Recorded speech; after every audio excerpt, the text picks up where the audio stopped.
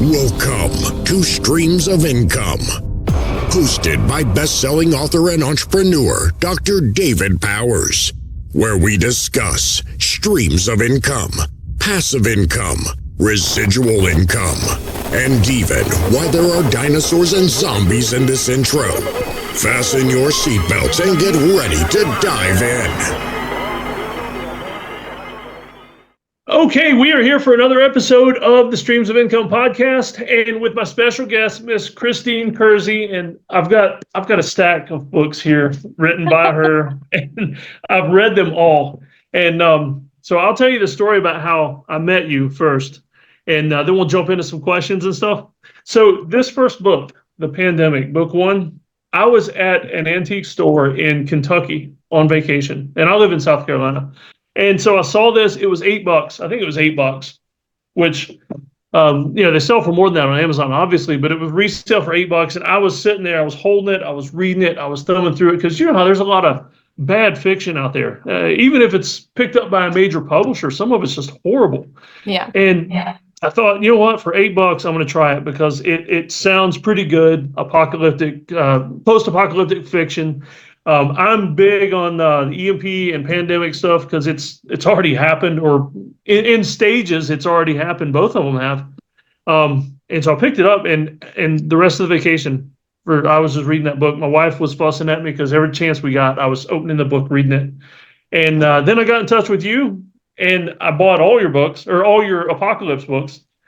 And I thought, I'm going to try to get all these read before I talk to her. That was about a month ago, and I finished them way quicker than that. Some of them I read in one day, and some of them took a little longer. The stories were just so good that I hated putting it down. It was one of those where I would be walking through the house with a book in my hands, just reading and bumping into the kids and stuff. So I guess my big question, because you've got a lot of different types of different genres that you write in. So what brought you to the apocalyptic fiction side of things?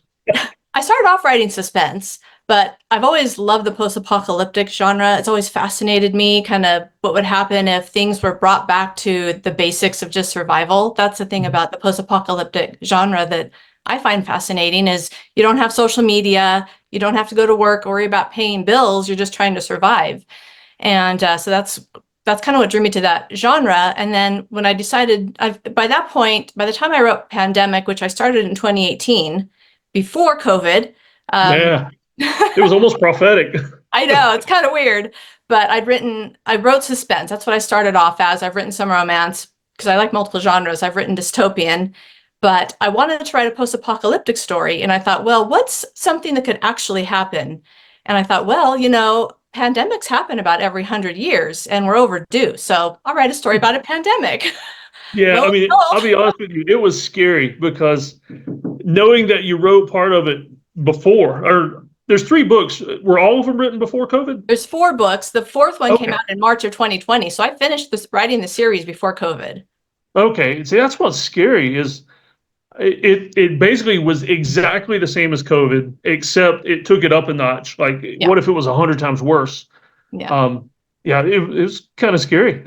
Well, so the crazy thing is, so I had written the first, there weren't a lot of sales at first because, just kind of there wasn't anything that interesting with pandemics.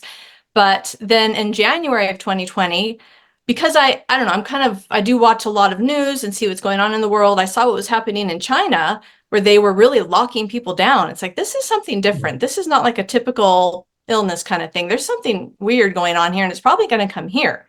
So in January, I started doing more prepping and just stocking up on food and things just in preparation because I could see, things might go in a bad direction.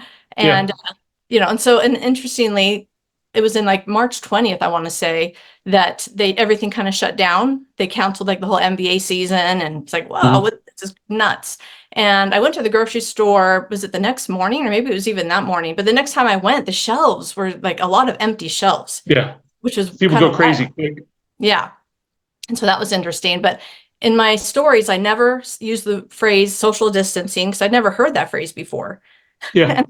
And I talk about face masks, but I call them like ear loop masks because that's like was the name. Like they weren't just face masks. But people did go to Costco and stock up on water and toilet paper in my books. Yep. But yeah, thankfully, COVID was nothing like my series where 95% of the population dies. Yeah. So that's good. Yeah, it was crazy because yeah, I mean just the similarities. And oh, there's the cat. I see just Oh, moseying around. It looked like he was trying to ninja walk, so it was just kind of quiet. And I mean, some of the stuff you went into, of course, you went into a deeper apocalypse where everything really failed. And I mean, I worked with FEMA for a while, and I was down in New Orleans after Hurricane Katrina, and people think that stuff can't happen. And people, even after COVID, would read your books and say, well, that's cool fiction, but it can't happen. I, I've seen it happen. I mean, New yeah. Orleans, they went crazy. And some of in both series that I have here, you described situations in like a Home Depot, Lowe's kind of store. Yeah. And I've actually seen people fighting over lumber and stuff like that. I mean, it's crazy, and it actually does happen. Yeah. You When know? you're down to survival and you want your family to survive, you're going to do whatever it takes to make that happen. And like, if there was a really bad pandemic or something where people were sick and couldn't come to work, the places that process water, water, sewage, and all that would pretty much shut down. Like there's nobody to run things, and so Yeah. things would kind of shut down. Oh yeah, yeah. Long. Yeah. Now, one mistake I made reading these two different series is at first I read book one and then book one of the other, and Oh, I started, the families got mixed up, and so I finally had to like finish the series. And so I thought it was interesting in how like I could see both families like meeting up and hanging out and becoming a group. And so that kind of gets me to the family aspect of it. What did you draw from in your own life or anything like that? Because the family situation seemed very real. I mean, the way the teens reacted, neighborhoods, things like that. well, I really like stories that focus on a small group of people. I don't love the ones where it's like thrillers where you're talking about things happening in the government. I like when you really get to know a family. I'm a mother of 4 children. They're all grown. I have 5 grandchildren. So, I've raised kids. And the area where the story takes place is a place I lived at one time. And so I'm very familiar with that area, and just, I based it a lot, like what would I do? And that's kind of how I decided what my characters would do. But then I added, like in the pandemic series, a Derek character who has a little more military background, and he became a little more prominent. Now, this is one thing when I write, I don't plot. I just kind of, it's called discovery writing or pantsing, where you just kind of write by the seat of your pants. Like, I didn't know Derek was going to exist until he showed up. Okay. It doesn't come across unplotted. I mean, everything synced up really well. I think my subconscious figures it out somehow. Yeah.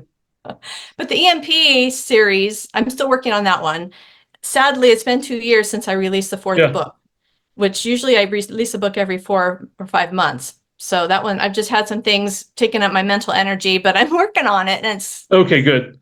Yeah, I want to finish I've got this this year. theory about like authors like you, and like for me, Benedict Cumberbatch when he played Sherlock. Yeah. My theory is that when I love something so much, that actor or author should never do anything but that, so that I can always have that.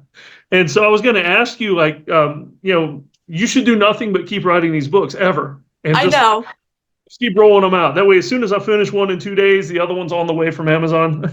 Yeah, I know. Well, and that's the thing, because we were talking about, or before we started recording, multiple income streams, and sometimes I get distracted by other things that aren't making me money necessarily yet.